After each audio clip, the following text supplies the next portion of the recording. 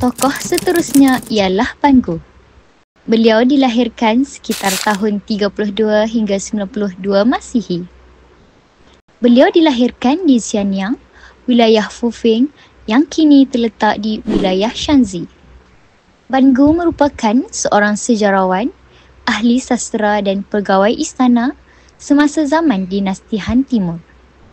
Ban Gu berasal dari keluarga sarjana yang terkenal, iaitu ayahnya Ban Biao merupakan seorang sejarawan dan adiknya Ban Zhao ialah sarjana wanita yang terkenal dalam sejarah China.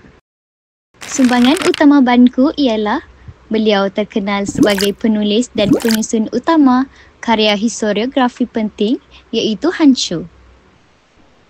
Hanshu sebelumnya telah dihasilkan oleh bapanya Ban Biao dan kemudiannya telah disambung oleh Ban Gu.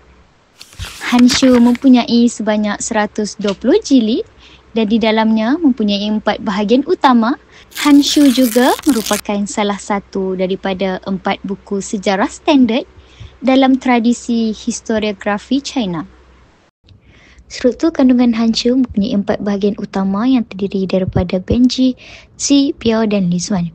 Bahagian Benji mencatatkan peristiwa penting pemerintahan Maharaja dinasti Han secara kronologi termasuk dasar politik, peperangan dan hubungan luar. Bahagian Z menghuraikan pelbagai aspek tamadun Han melalui esei tematik seperti ritual, undang-undang, geografi, astronomi, ekonomi dan kesusasteraan.